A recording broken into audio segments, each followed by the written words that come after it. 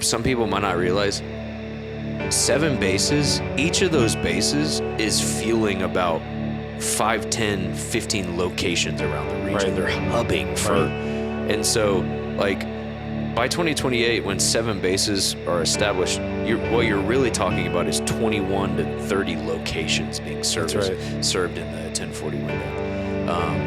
And then our schools in each of these locations are training local, indigenous meaning local to that region, leaders to become missionaries and ministers. Yeah. And we're about to start sending in Middle East missions base. We're about to be sending some of the first local indigenous vocational missionaries of that nation. That's right. That have ever been. So, I mean, come on. Let's go. Thank you for watching the MAPS Global Podcast, where we discuss leadership and culture within the convergence of worship, prayer, and missions in your neighborhood and in the nations.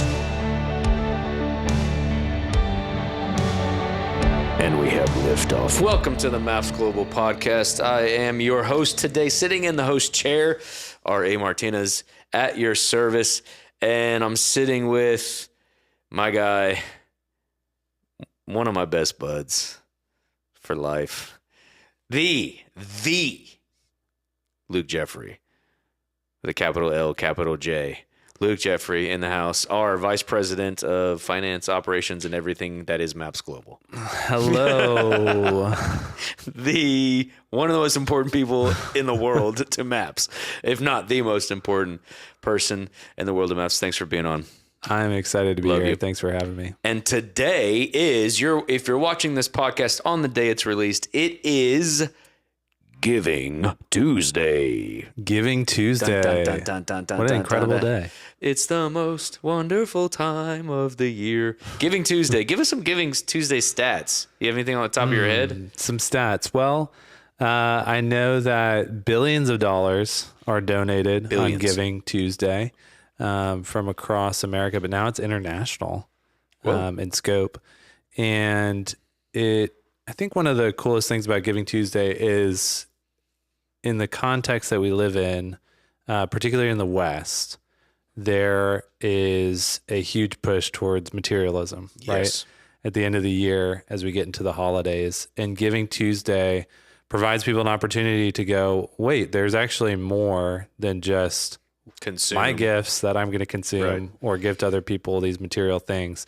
There's opportunities for eternal impact and significance. And so it's a moment to kind of pause and think about that in between Thanksgiving and Christmas, and billions of dollars are given on this day. And so it's an exciting day, I think. It's an amazing day. It's always been an exciting day for us. And if you're watching us, whether you're watching on Giving Tuesday or you're watching this later, what we wanted to do was not necessarily get up and say, here's the thing we want to get on Giving Tuesday, as much as we wanted to give you an update from our world, MAPS Global, on what's transpired over the last year, and then where are we at, and what are we looking towards in terms of what do we want to do, what do we feel God's saying at the end of 2025 for us. That's right. What are we looking at, which is crazy that we're already there. End of 2025. End of 2025.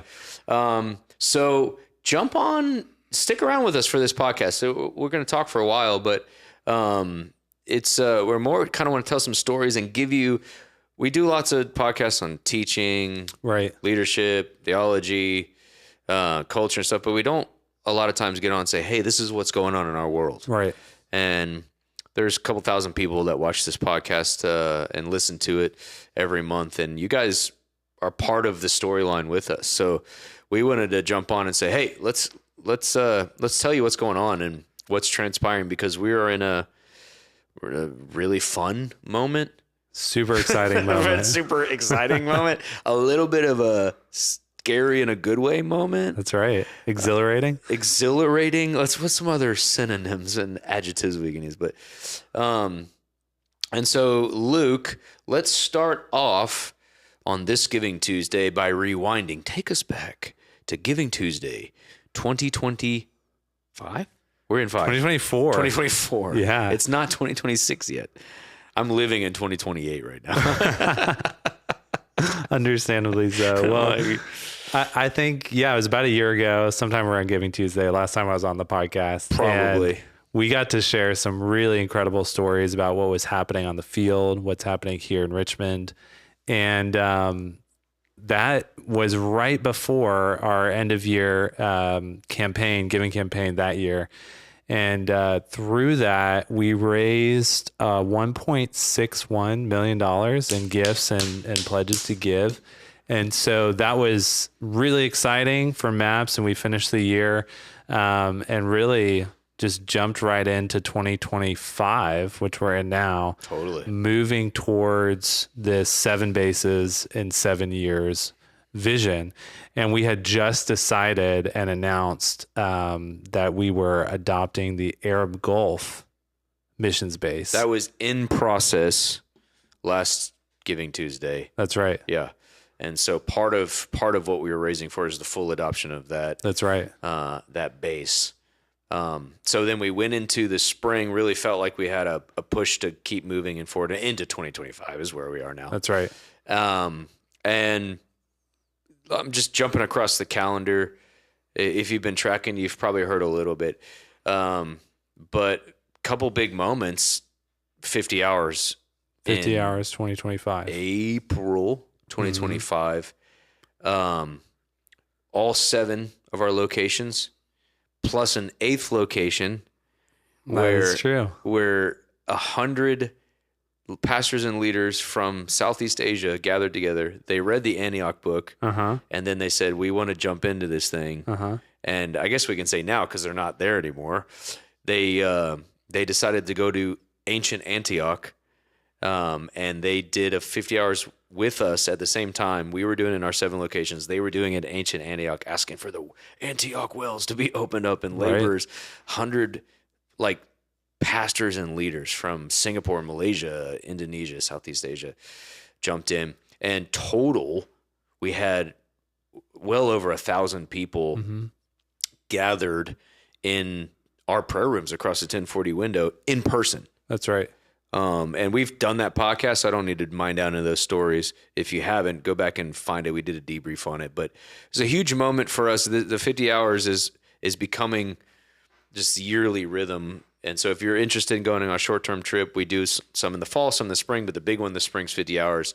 You definitely, if you're thinking about jumping on, that's a good time to do it. Don't want to miss it. Hit that short-term trips form and Boom. Let us know that you're interested. But those 7 locations, because again, if you haven't been tracking with us, are Eurasia, Yes, the Middle East, the Levant, the Arab Gulf. So those are the 4 that we have bases in actively right now. And then North Africa, East Africa, and the Himalayas. And so those were the 7 locations that simultaneously 50 hours of prayer was going on with short-term teams as well as with local workers. Yes. A lot of our missionaries and then missionaries from other organizations joining into that concert of prayer. Yeah, it's becoming 1040. it's becoming a 1040 window prayer meeting. That's right. And so even this next year, I think it's going to ratchet up. So that was April. Then we go through the summer. We're working to finalize. I went out to the Arab Gulf, onboarded the crew, finalized it, and then we get to annual gathering this year. And I guess can we do the big announcement now? Let's do it. Are we already there? Or it's like we're not 8 minutes in because the clock wasn't running, but I don't know where we are. But big announcement. So we did annual gathering, which is our big gathering. Everybody comes home. Yeah.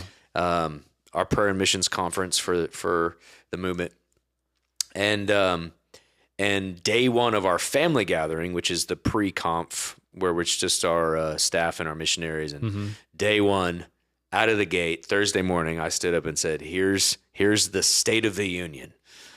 And first announcement: we fully adopted Arab Gulf Missions Base launched. Let's go. Everybody's like, "Rah!"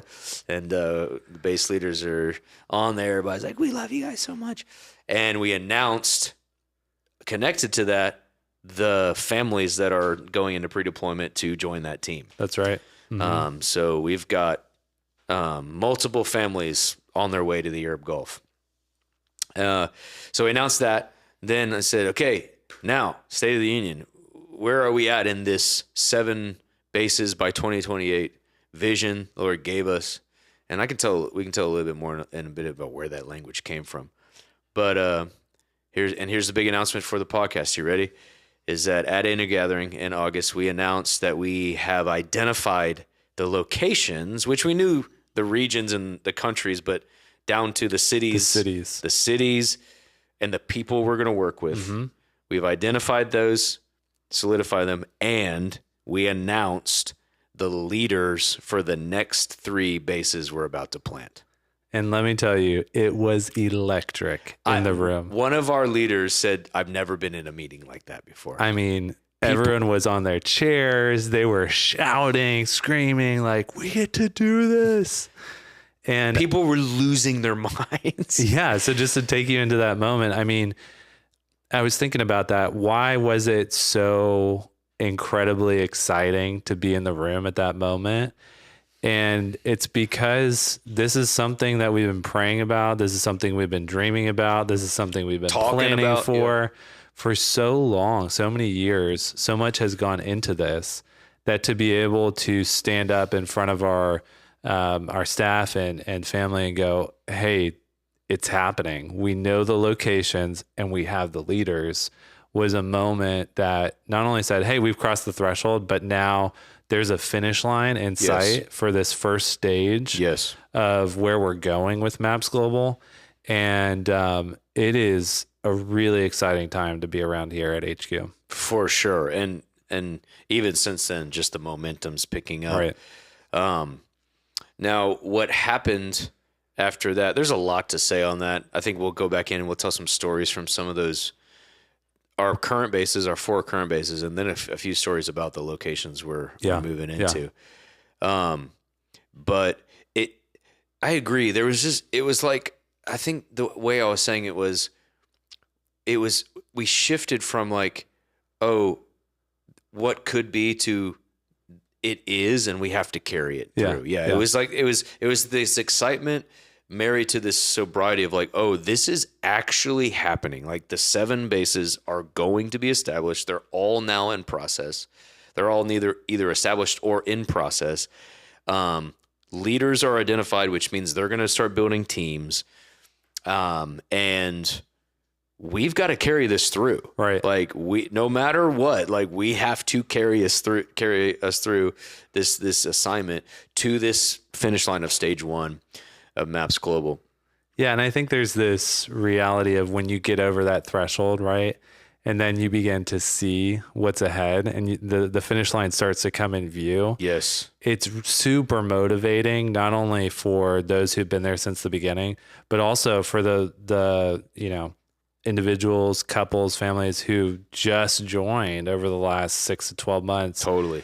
That we actually can do this. What we've talked about, what we've envisioned is actually in sight. And now we're moving forward towards that. And so there's a psychological aspect to that, not to take a deep dive in it, but I've just found that, whenever you're running, this is why people in marathons and stuff, and we'll get to our motif later, but when they see the finish line, there's a sprint that happens because it's like this surge of like what I couldn't see but was believing I would get to. Now it's in sight and it adds this kind of energy. Boom.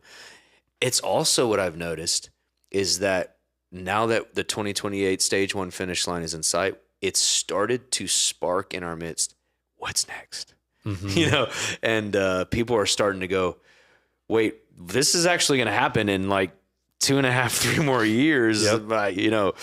They're like, my kid is only going to be 5 years old by then. You know, what are we doing next? And now like the dreaming starting to happen about what's so fun. And it's like, that's probably the most terrifying thing that's happening is like, God's like, hey, by the way, you're not retiring after 2020. By the way, there's still 7,000 unreached people groups that need an altar built and a witness of the gospel. For sure. But I think one other thing that I've been thinking about that is it's so hard to do the first, right? Totally. And then you get to the second and you refine the process. And one of the things that we did through that was we created this planting team playbook. Yes.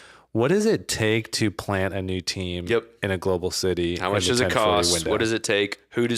What's the right personality types to send? Yes. What do you expect in first 6 weeks, 6 months? And what are the stages they go through? And then once you've done a couple, the process actually gets to be easier, and it gives the people who are coming in more confidence to go, hey, this has been done before. We've seen it done before. And actually now I can see myself through the eyes of the base leader in Eurasia or the base leader who's in the Levant or the Arab Gulf.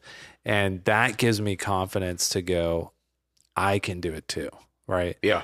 And that gives us confidence to go, hey, we know the stages, and now we can stand up and say, not only do we know the cities, but we've got the leaders and we have a process. We have the playbook that we're confident in, that once these guys get on the ground, we know the development stages of that base to get it up and running. So super exciting.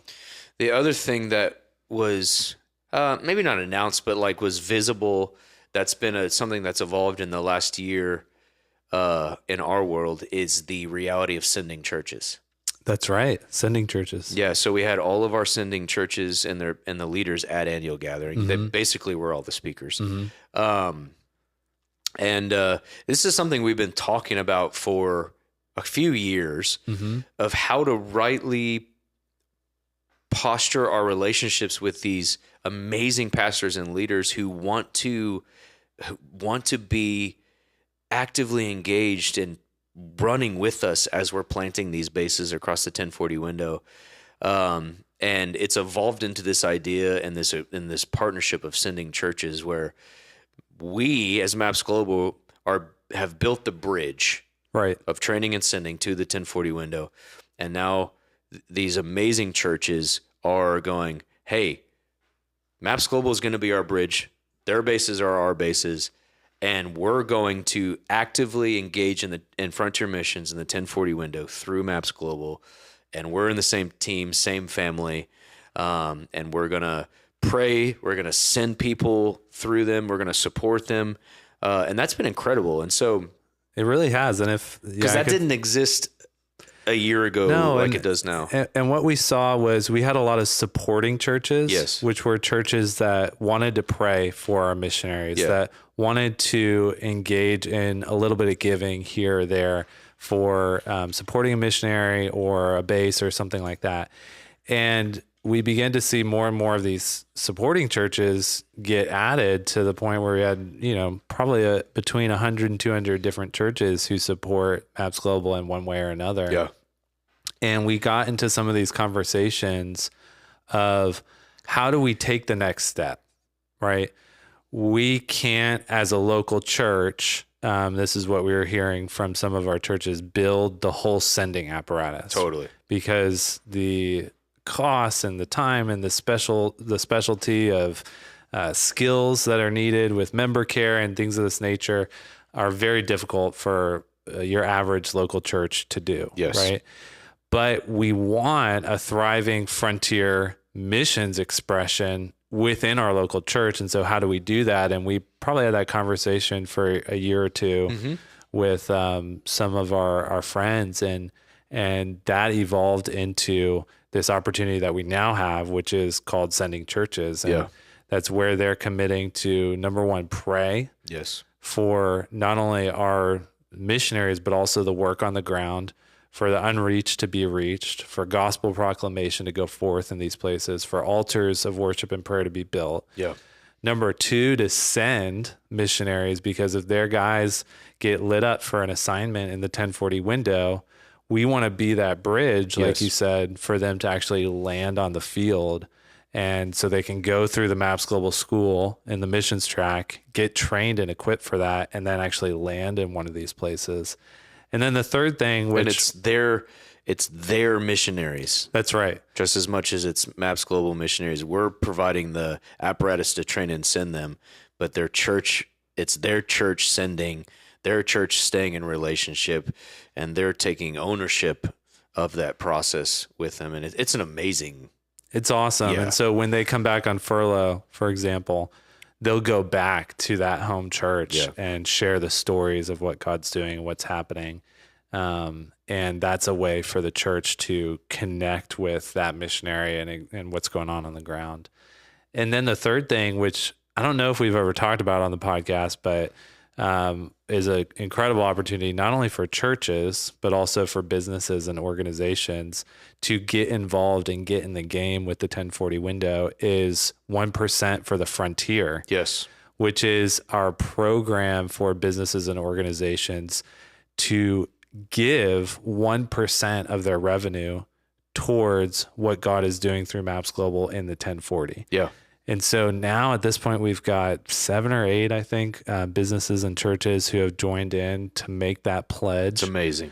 And so they're going, every month we are going to give 1% of what God entrusts through our business or to our church community towards the 1040 through Maps Global's work. And so that's an awesome opportunity for organizations to get in the game, get off the bench, and do something about these 7,000 plus unreached people groups. That's awesome. So we kind of announced that, and that was really visible at Annual Gathering with our really good friends in Gate City in Atlanta, Abide Church in the Tampa Bay area, Garden City in Columbus. And so this kind of network of sending churches coming alongside and saying, we're going to carry this torch together. And then what happened right after Annual Gathering is we intook our largest student body. Yeah, they're awesome. They're amazing, dude. Into our Maps Global School. And what we're seeing over the course of the last year and what we're projecting now for the next 2 or 3 years is we've been taking in about 40 something students a year. Right. And when we were just in our a meeting with our training director, I'm an MGS director yesterday, and we spec'd it out. You did a great job on your chart.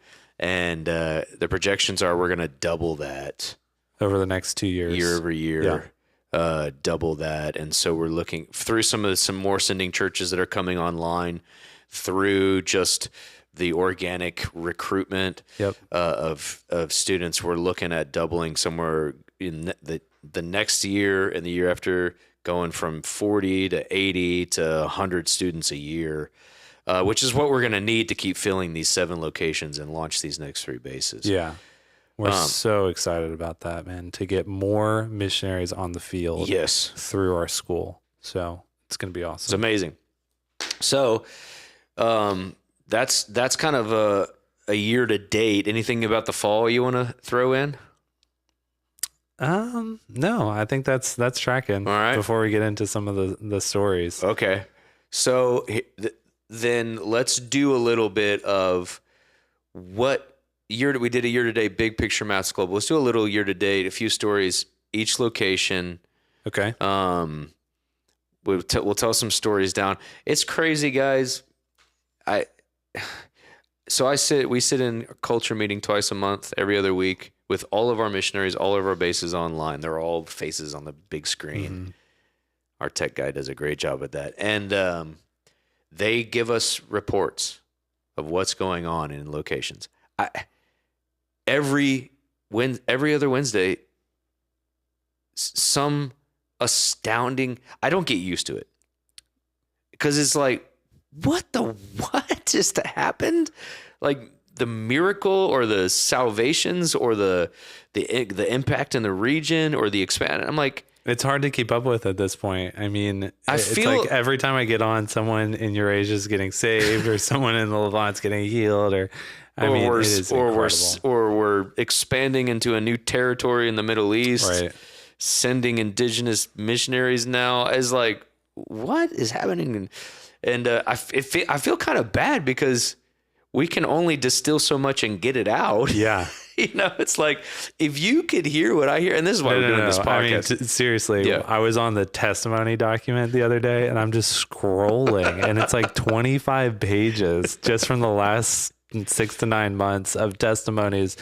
And I'm telling the team, we got to get this story. I mean, it's 2 lines about somebody walking in and getting saved into the prayer meeting. We got to get this story. So they're coming in so fast. We don't have enough people or resources to keep in mind, actually get them out. Keep in mind, these are in nations and regions that people have dubbed as the hardest and darkest, right? And we have not experienced those locations as that. We've experienced them as Jesus's great desire and great reward, and he's opening up these, wherever. I say this every time I go and I give updates, I lead with this opening line: wherever the incense of worship and prayer is arising, the gospel is bearing fruit with power. Right. Come on. And these altars of prayer and worship, married to training, married to sending, these Antiochs that we're raising up across the 1040 window, they are leading to whole regions going from closed to open, from dark to light, from unreached to reached. I mean, we're even touching, we don't have time to tell it all. We're touching unengaged regions right now. Like, for those of you who might not be familiar with it, that semantic. Unengaged is a subset of unreached that basically means there's no Christian work, no churches, no believers that we know of. That's right.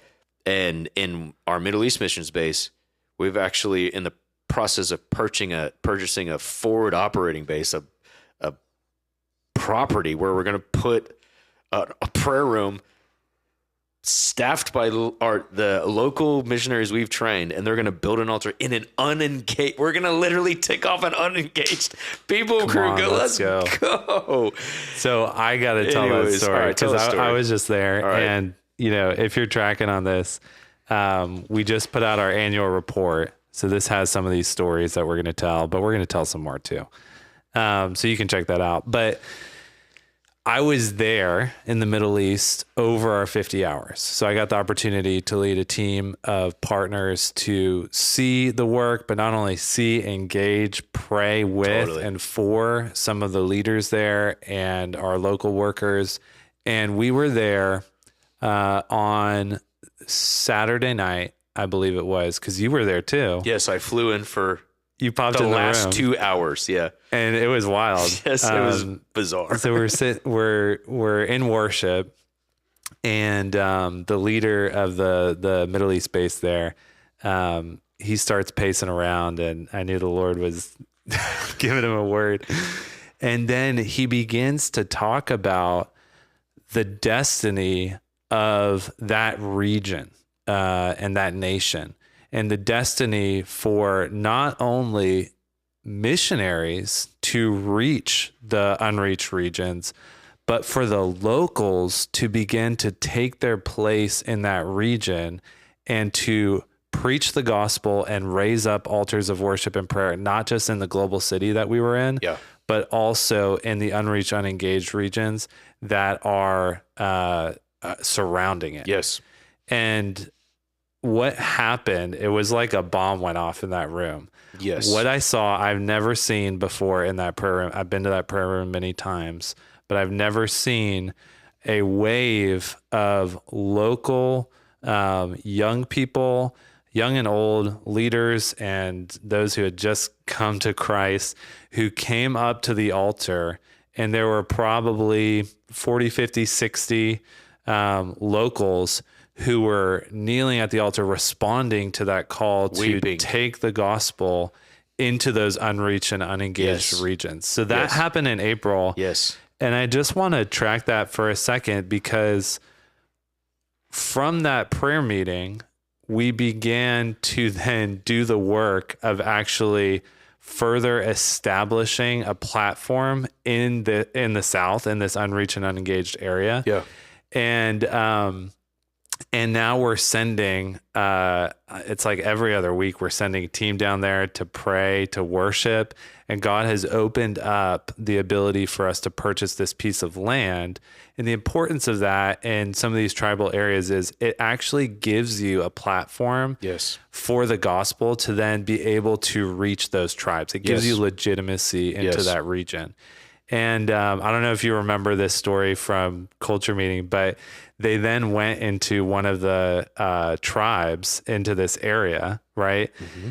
And one of the guys walks up to them. This is the UUPG that you were talking about. Okay. And he walks up to them and he goes, I love what you guys are doing with worship. I got to show you what we've done in our little camp. Oh, this is crazy, man. This is crazy. So he walks him over. This is with this is not in the South. This is in this unreached, unengaged tribe that's right out in the outer parts of the capital city we're in. This is crazy. I don't even know what to do. I don't have a this is crazy. All right, sorry. Keep telling your story. But so we're sending out outreach teams all around the region. Yeah. They've been going into this nomadic tribe, basically. And we've been preaching the gospel, building relationships. So along that way, a few people have expressed interest, have come to the Lord. And we're thinking, okay, we'll start with just basic discipleship. So they back to... They tell us 300 people have come to faith. And so they go back and they're leading worship. Totally. And one of the guys goes, hey, we got to show you this, what we've done with the camp. Yes. And so he takes them over. Yes. And they put the photo up on the screen. And it's this little shanty room. And he goes, this is our prayer room. Yes. And they built their prayer room. Like in the camp, this little dedicated space, because they said, we've seen what you've done with worship and prayer. We want to do it here too. Yes. And they have this little prayer room that they it's like cinder block dedicated. and like a couple sheets of like plastic. And it's just like this tiny little thing that they dedicated to build in the middle of this unreached tribe.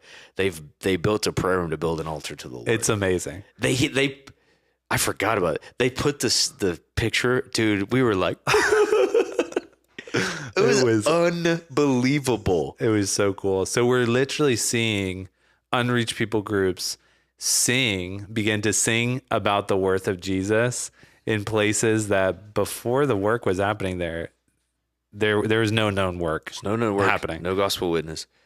And what's really cool is not only that, but connect it back to this moment in April, right? Yeah. Where there's weeping over what God wants to do in that region. Now we have locals who are being sent regularly into places like that. And we're establishing this platform so that there can be a place where there's regular prayer and worship going up there. And it's a open door into not only that particular people group, but other people groups in the region who've yet to hear the gospel, led by locals. All of our bases, but our Middle East missions base is becoming an Antioch for their region. That's right. And we're an Antioch family planting Antiochs that are becoming, regional hubs for church planting, for gospel outreach, for training. If you can get in our mind, we've talked so much about 7 bases by 2028. What I think some people might not realize, 7 bases, each of those bases is fueling about 5, 10, 15 locations around the region. Right. They're hubbing for, and so like by 2028, when 7 bases are established, what you're really talking about is 21 to 30 locations being served in the 1040 window. And then our schools in each of these locations are training local, indigenous, meaning local to that region, leaders to become missionaries and ministers. Yeah. And we're about to start sending in Middle East missions base. We're about to be sending some of the first local indigenous vocational missionaries of that nation. That's right. That have ever been. I mean, come on. We get Let's to do this. Let's go. And it's back to that idea of these global cities being the landing pad and the launching pad. That's right. Right? So it's a place where people can land, and it's also where they get trained, informed, and developed, and then they get launched into the region. And if we get a breakthrough in these global cities, it touches the whole region. And I just think it's the same thing Paul did. He went to these major global cities. He got a gospel breakthrough, established these hubs, and then all the tributaries were fed into the region with gospel power, gospel work, power, church planting. I mean, we could take the rest of the podcast just talk about the Middle East, but we got 6 other So let's jump to Eurasia. Dude. So we're just on the call this morning, right? And you remember the last time I was on the podcast, we told the story of Miraj. Yes. Who was trained to develop trained in our training school. program. We sent him back to his hometown, launched the house of prayer, day 1, somebody gets saved. Well, guess what? They're still doing prayer meetings in that location. And our team was just there last week doing a 12-hour concert of prayer in their prayer room. And they're continuing to see gospel fruit in that little city. And so just if we can get this picture of like the base in the global city, right? Trains and develops leaders, and then it begins to affect cities and towns around that region, which touch other people groups in the region. That's what we're seeing. Totally. And we just had our church camp in Eurasia a week or two ago, baptized more new believers. We're up to just shy of 50. I think we're like at 44, 45 new believers in the largest unreached Muslim nation in the world, historically called the black hole of missions. Mm-hmm. And we've baptized 40 to 50 new believers in the last 3 to 4 years. It's amazing. I mean, just like unbelievable. So that's Eurasia, the Levant. The Levant. Where do you even start, dude? Where do you start? Do you guys want to hear about the Levant? Okay, so I don't even know where to start because there's it's like every time we get on, something completely crazy. It's the crazy thing, dude. Like, it's just normal life for them. It is, yeah. Here's what I've been telling people about the Levant. So, quick backstory. We launched the team 2.5 years ago. 3 years ago? May 2023. Yeah. And they launched. 6 months later, war broke out in the region. And pretty much everybody pulled their foreign agencies, including the State Department, pulled everybody, right?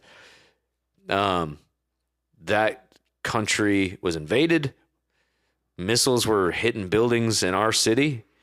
And we called, our base leader. What do you want to do?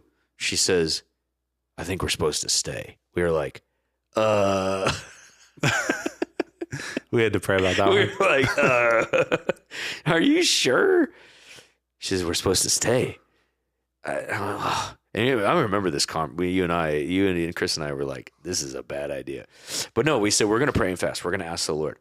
So we pray about it. And then the Lord gently just kind of, I remember the moment, the Lord just gently kind of rebuked me and was like, this is how MAPS was born. Right. It was born through a prayer meeting in North Iraq in the middle of the war against ISIS, in a war zone crisis. We did a prayer almost meeting. 10 years to the date. Almost 10 years to the date. Yeah. And basically the Lord was like, I was fearing about all the logistics and safe, of course, because we want to be responsible. And the Lord's like, no, this is what I've given your family to carry. And I went, okay, we'll do it. So they stayed, lived through 1.5 years of war. Yeah. Active war. Yeah. Now here's what's crazy. During that time, about 1.5 million Shia Muslims were displaced. Thank you. Relocated, displaced. They were displaced, and about 1.5 million Shia Muslims who we couldn't get to because we couldn't get into that part of the country because it was too dangerous. All of a sudden, 1.5 million landed in our city and on our doorstep. Mm-hmm. And I don't even remember the timeline. You're better at timelines than me, but maybe 6 months, something earlier, we had renovated our prayer room and built a commercial kitchen. That's right. Remember, they drew up the plans. They're like, why do you need a kitchen? Yeah, why do you need a commercial kitchen in there that's that large? Like, that's going to be expensive, man.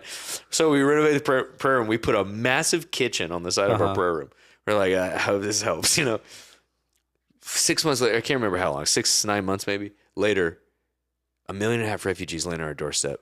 And we were prepared, and they began to make 500 meals a day. Yeah. To minister to these Muslim people who had lost everything, who are refugees in our city.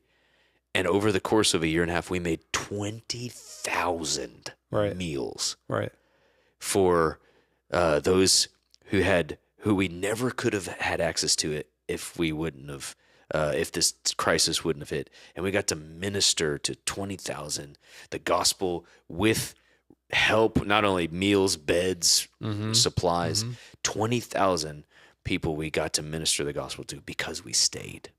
That's right. And now that team in the Levant has tripled. We just landed 2 more on their team yesterday, a couple of days ago. That team has tripled. I mean, the whole story's backwards. It really is. It's like war breaks out, missiles are literally hitting buildings that they're watching, and they're going, actually, we're going to stay. And now we've got an open door for the gospel for 1.5 million people, and we've already prepared to serve, and 20,000 people are getting their needs met and the gospel ministered, and people are going, I want to move there. Like, what kind of crazy?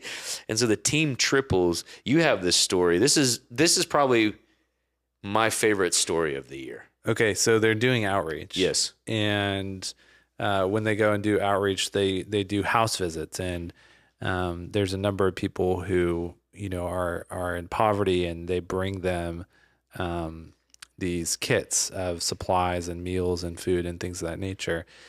And there's a woman that one of the team members meets named Miriam. Mm-hmm. And Miriam had been diagnosed with cancer. Yep. And she was losing hope. She had a tumor in her thyroid that had grown so big it had caused her to go deaf in her right ear. That's right. Yeah. So she was deaf in her right ear, and she had lost hope to the point where she was just like, I don't know if I'm going to survive. She began to talk to her family members about preparing for her death. Yes. And one day she goes, you know what? I'm going to call that group that has reached out and brought those meals. And so she did. And our team shows up, and they begin to pray for her. So she walks in. This is my former assistant, by the way. Yeah. Which, I'm so proud of them. Her and her husband are there. But we tell this story, and I want to pause because I know my former assistant. She's just a girl. She's just a woman. She didn't float in on a cloud. She walked in. We had been teaching through Isaiah 61 in church. They were tuning in as a team, listening to it. They walk into the house. I'm stealing your story. I'm sorry. This lady's got a tumor the size of a baseball on her neck. She's deaf. She thinks she's going to die. And I remember my assistant saying this in the testimony. She goes, I didn't know what to do, so I just opened to Isaiah 61 because that's what we've been teaching on. Yeah. And she just starts praying Isaiah 61, and she lays hands on her, right, on this lady. So you can pick up the story from there. So she lays hands on her, prays for her. Yeah. And there was nothing nothing dramatic happened. She left. I mean, the woman was touched, and she left, and then they began to come back. Yes. And it was a number of visits, and every time that she visited Miriam, she would pray for her, and pray for healing over her tumor, and over time, the tumor begins to shrink. It's smaller and smaller. Every time they visit, it's smaller and smaller. I mean, this was terminal cancer. Yes. And so eventually it gets so small that they can't even find it. Yes. And so they go to the doctor and they say, we got to get this tested because her hearing comes back. Yes. And they run all the tests, and the doctor goes, you're cancer free. This is a miracle. It's amazing. And the tumor completely dissipated. So the power of Isaiah 61, the power of the anointing to heal the sick, is being put on display through our team for the glory of Jesus in this region. And the woman's life is completely transformed. So I met her. Do you know this? No. Yeah. So I went to visit the team, and this is so cool. I went to visit the team, and the government, the city government allowed us to use it's like City Hall, basically, allowed us to use the auditorium in City Hall for a women's gathering. And so while I was there, our leaders, our pastors, they gather, they hold this women's gathering, explicitly Christian for the gospel in a Muslim city, gave us the building to do it. And our pastor goes, I want you to speak at it. I go, that's awesome. What? She goes, I want you to. I said, yes, totally. So anyways, they bus in all these women, and I got to preach the gospel and to minister to like 100, 150 women in this gathering. So I get done, I go to the back, and this lady runs up to me, and I recognize her from the picture. Yeah. And she runs up, she goes, look, it's gone. And she hugs me and she's leaving. I'm like, oh my gosh, I heard the story. Now I'm literally hugging the lady. Amazing. So I have a picture with her. Come on. This is crazy, man. So awesome. That's the Levant. Where shall we go next? You want to go to East Africa? We can go to East Africa. You want to go to North Africa? Let's do Arab Gulf real quick because that's operating. Yep.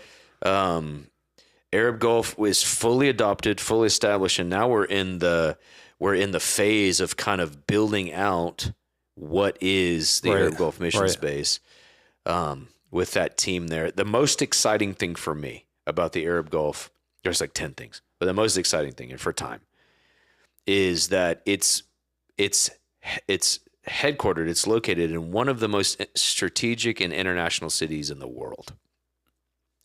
There's something like 292 different nations, passport holders represented in this one city. Yeah. And so by nature of it just being in the city, it's already set up to be in Antioch. And what we're watching is that there's 10 stories here at Arab Gulf, but the thing that's most exciting to me is that as the program's going, we're going to start building out the training component to train local and indigenous ministers and missionaries. But for this city, local indigenous means we can bring in leaders from closed nations all around Central Asia and Asia, bring them into the city, train them, and then send them back into nations that we can't get into to plant houses of prayer, churches, gospel work. Right. And we've already got, like, every time I go there, there's like 10, 15 different nationalities represented in the prayer room. Right. It's just primed to be one of the most strategic training and sending centers for all of the stands, Afghanistan, Pakistan, Uzbekistan, Tajikistan, but even into South Asia, East Asia. Well, just at our last culture meeting. Yes. Right. Our staff meeting. The leader of the Arab Gulf Missions Base, actually the last two, I think two staff meetings ago, he goes, we just baptized two from tribes in northern India that are unreached. Yes. And then we get on the next staff meeting, he goes, we just baptized another one, guys. And so there's work that's happening in that city that's not only touching the city, but it's also, to your point, it's touching the people groups that are from all around Central Asia and Southeast Asia that have come there for maybe just a short amount of time and probably will go back to that region as new believers. Yes. Yeah. So we're poised in the next 1, 2, 3, 4, 5 months to double that team. Yeah, that's right. With 2 families. So super stoked. Okay. Let's get to where we are right now and the launch of the next 3 bases. Should I tell the story? Should I set the stage? Set the stage. Right. Tell us the moment that we're in. Are you ready? Your stage is set. Okay. Here's the story that's inspired us and what's kind of given us language for the moment we're in maps. Where's my camera? Which camera am I on? Oh, okay. Okay. So I'm going to take you to 2016. Tour de France. Nobody saw that coming. 2016 Tour de France. The greatest bike race in the world. The greatest, and is it the longest?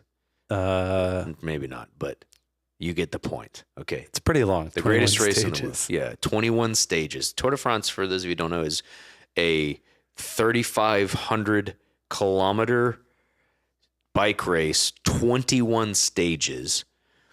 It's the most famous bike race in the world, and it's a grueling race that transpires over weeks and weeks and weeks, and it's split up in stages. So how you ride in teams, and how you finish one stage depends on how you start the next one. It's directly connected to how you start the next phase.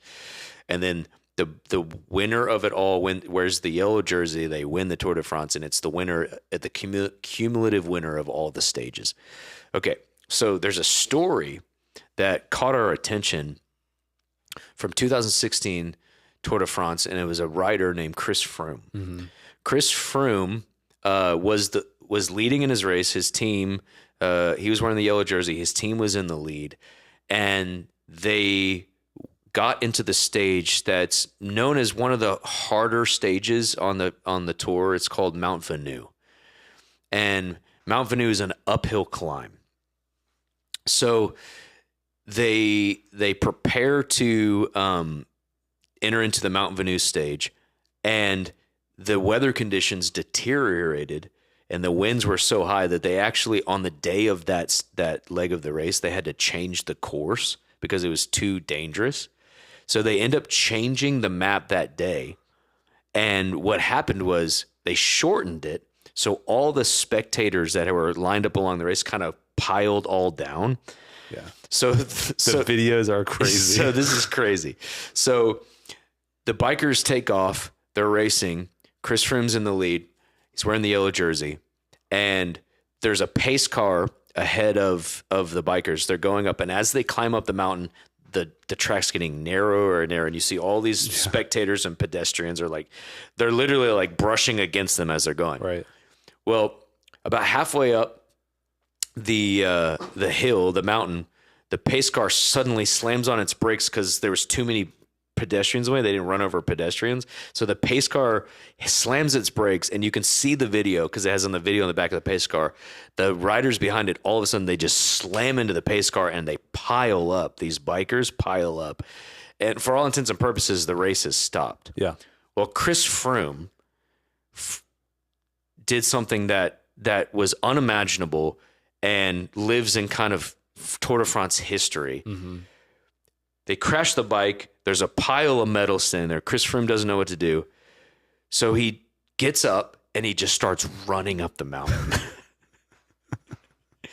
In the bike shoes. Yes, in the bike shoes. You know that they have a weird... He's literally running up the mountain, and he's got a mic on him. He's running up the mountain, and he's yelling to his support team, "Give me another bike!" And he's literally running up the mountain. And so the support team drives up, throws a bike at him. He gets back on, and he finishes the stage.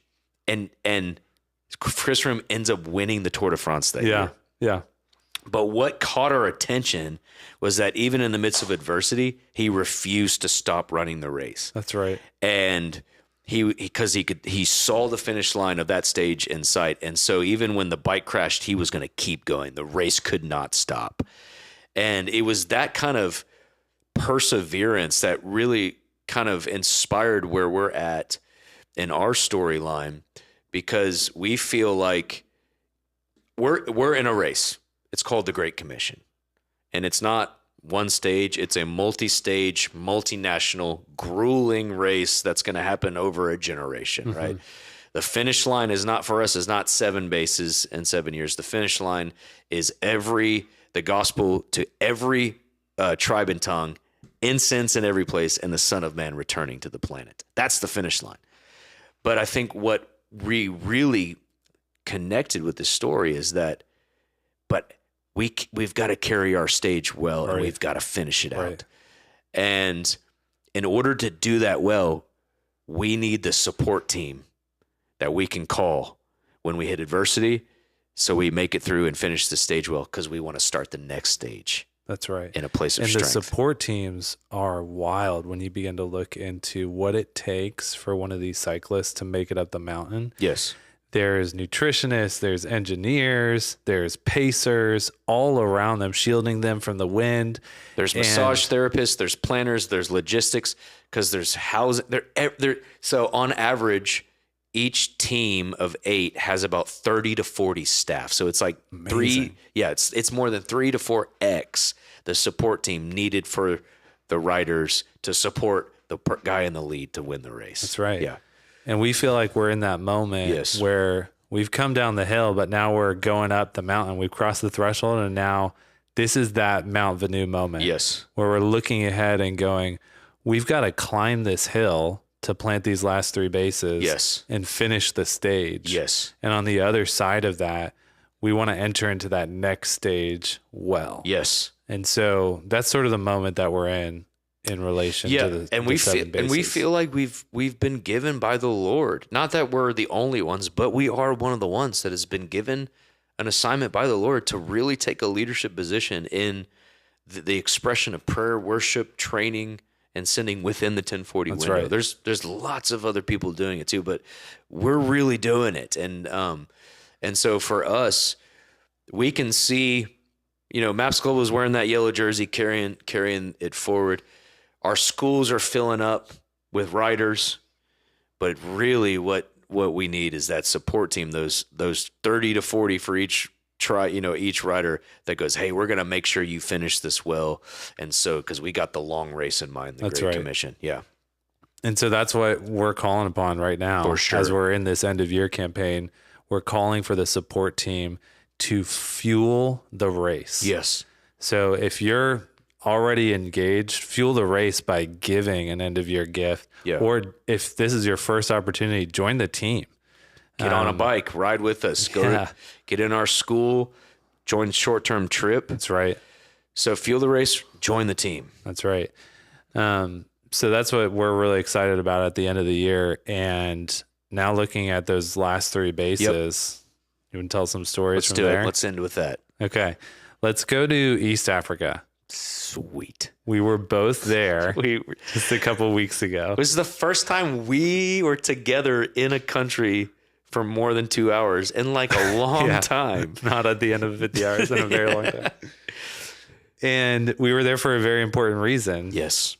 To meet with a very important person named Marcus. Yes. And I want to tell a little bit about his story. Okay. So he was 13 years old. It's an alias, by the way. It's not a lot of Marcuses in East Africa, but yeah. Actually, there are. Is there really a lot of Marcuses? Okay. He was 13 years old. Okay.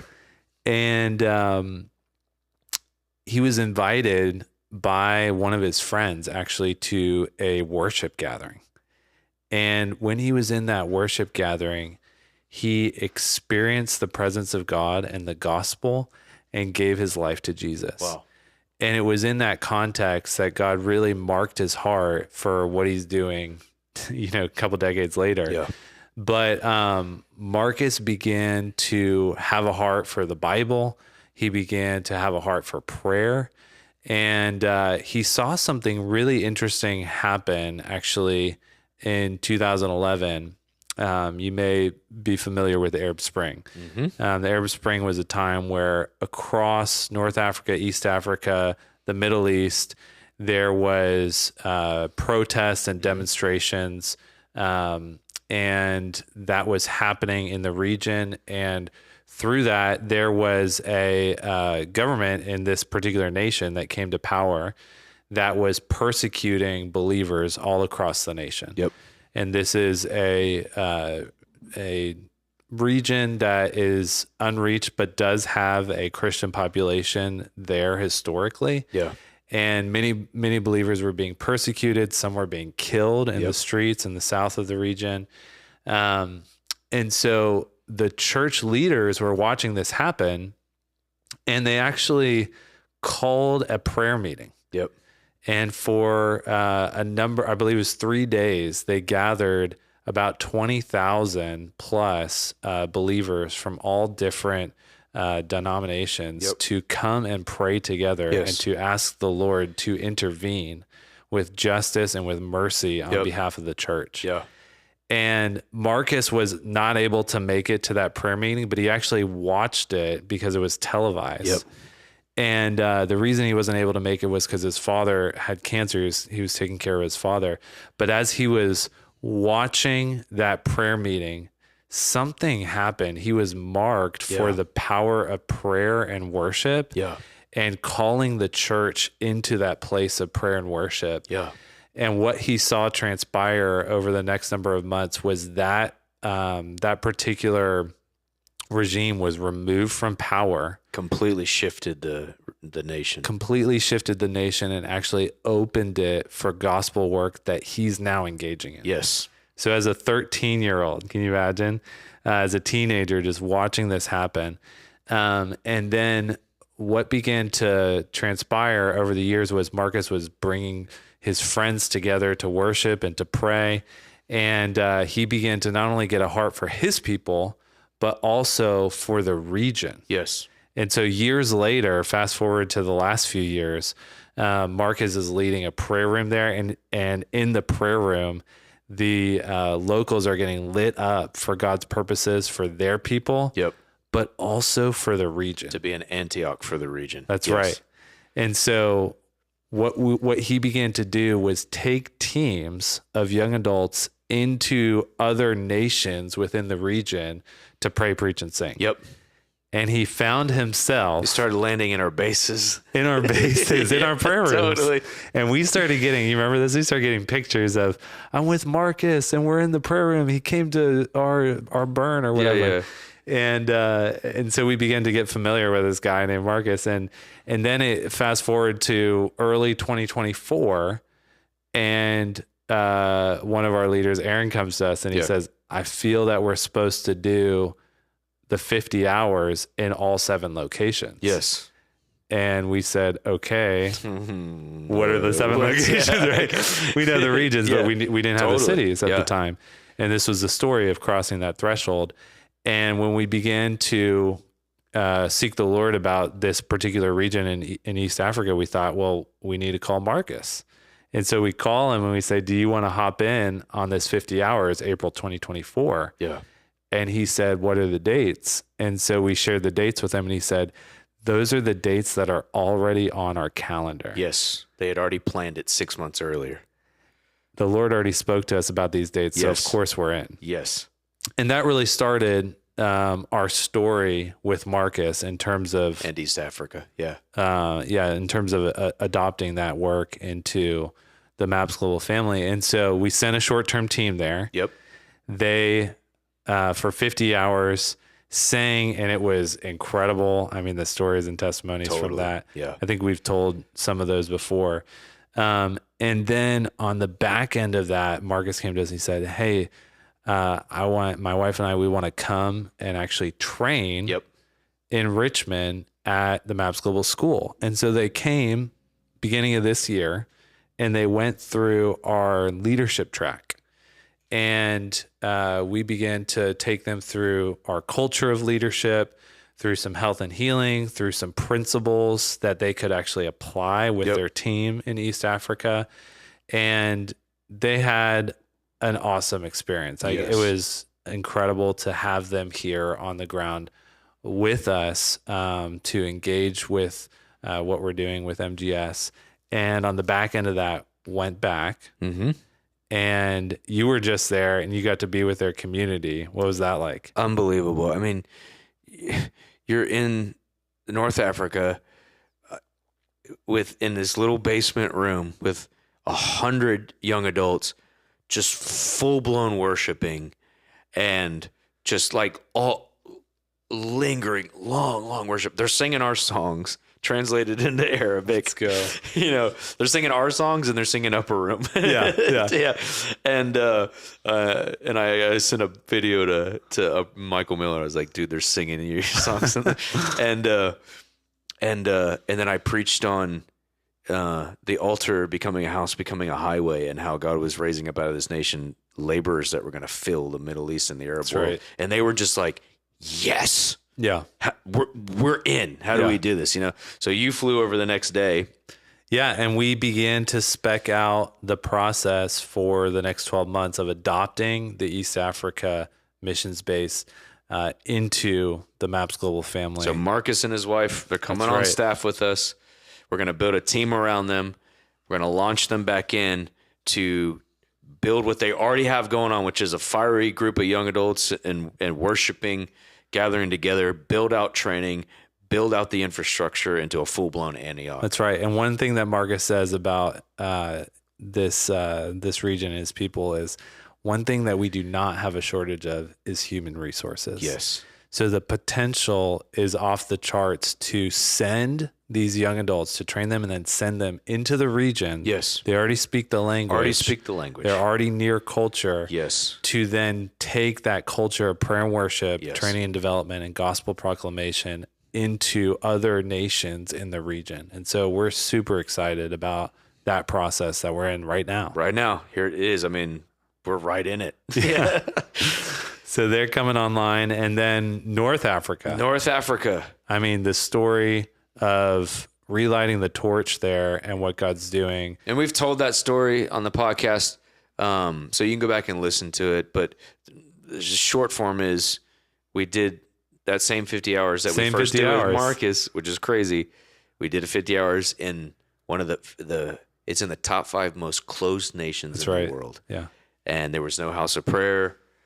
Very, very, very small indigenous church expression. And we went in with our leaders. I led the team, and we said, we're planting the lampstand. We're going to, and anyways, long story short, two indigenous pastors and 3 foreign missionaries covenanted together out of that prayer meeting to keep the torch of prayer and worship going. The Lord supernaturally provided a room, and a house of prayer was birthed. It's still going, and we've been sending placement teams to fuel it. So there's a placement team there right now, and praying in the prayer room that opened because of the 50 hours. And the local leaders are saying there's an openness to the gospel like we haven't seen in the last 5 to 7 years. And right now we've got a placement team there that is seeing that with their own eyes. They're like, how do your guys get people to listen to the God? Our guys are literally like week 1 preaching the gospel and then handing them off to the long-term team to disciple. They're like, how is that? This doesn't happen. What is happening right now? And everywhere incense is rising. Gospel's breaking out with power. So here's the fun news. We've identified the leaders. This spring, we're going to put together the long-term team. That's right. We've already done 2 placements, so it's now time for the next step. So we will be launching the North Africa missions base coming online, hopefully by next year when we're sitting on Giving Fall Tuesday. 26, yeah. It'll North be Africa, online. East Africa. Lord willing, we'll see. This is crazy, dude.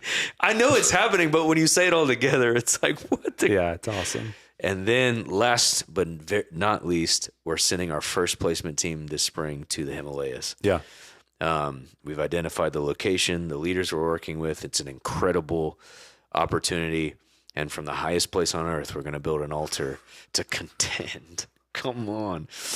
With the house of Buddha and the house of Hindu that's going 24/7. Right. We're going to contend in prayer for this, not only for that nation, but for this to be an Antioch into the Himalayan region. Off the charts. But that process has started. We've identified the leaders. So this is our Mount Venu moment. Like, no matter what, we've got to make it to the finish line of stage 1. And that's what 2028 for us is. Not the finish line of MAPS. It's stage 1 of a 21 stage race called the Great Commission. But this Giving Tuesday, the reason we're doing this podcast in long form and talking to you, because it's not just about, hey, like Giving Tuesday, throw some money. It's, hey, we need you guys to get on the support team, to fuel the race and join the team, because we're going up this mountain. We're going to go up this mountain. And to make it real practical, this quarter, our goal is to raise $2 million to fortify headquarters so that we can continue to send and plant into these regions, and then to get those bases moving forward. Those 3 bases left. Again, we've got the leaders and the locations, but now the one thing that we need to make it up the mountain is that support team. It's you sowing in with your resources so that we can make it up and over this first stage. So we need you guys to jump on, fuel the race, join the team, pray about for the next, we're November, so the next month or so, as we're going towards the end of the year, pray about whether the Lord has you on the support team. Can you see yourself as the nutritionist or the logistics planner but again, 3 to 4 times the amount of support needed for one rider to make it up the hill. And I think that's you. I mean, if you've been following with us, many of you are already on the support team, and we thank you so much for that. I mean, you're the reason why we've been able even to do the 4 bases to date. But we're calling for the church at large to jump on this, to fill the 1040 window with incense. Our goal is $2 million by the end of the year. That's right. Last year we raised 1.6. All right. So that's not a huge increase from what we did over last year. And that 2 million's going to fortify headquarters. Again, we're about to double our student intake, get this thing fortified, and then launch 3 more bases basically in the next 12 to 18 months. and then keep filling our bases. Yeah. Levant's tripled. Eurasia's doubled in the last 6 months. And we got to keep filling these bases with singers, musicians, gospel proclaimers, and ministers. And so we need you. So this Giving Tuesday, we want to invite you to feel the race, join the team, get online with our end of year campaign. It's not just about what you do today. It's about what you do for the end of the year. And I believe it's you. We're going to do it together. We're going to finish stage 1, plant 7 bases, and start dreaming about what's next. Let's go. We get to do this. So Luke, pray for them. They just took in a lot of information. So much happening. All right, let me pray. Father, we thank you, God, for this opportunity to join the team and fuel the race, God. And we thank you for what you're doing in these 7 locations and also in the regions surrounding these locations, that you're raising up prayer and worship. And I ask you, Lord, that you would touch our hearts to join with what you're already doing with our talent and treasure, God. And let that be used for the sake of your name. Let it be used for your glory in the nations. In Jesus' name, amen. Amen, amen. We love you guys. We'll see you soon. We hope you enjoyed this episode of the MAPS Global Podcast. Make sure to subscribe to this channel and check out previous episodes. Have you seen our 50 Hours documentary? Watch it now. Don't forget to sign up for our email newsletters.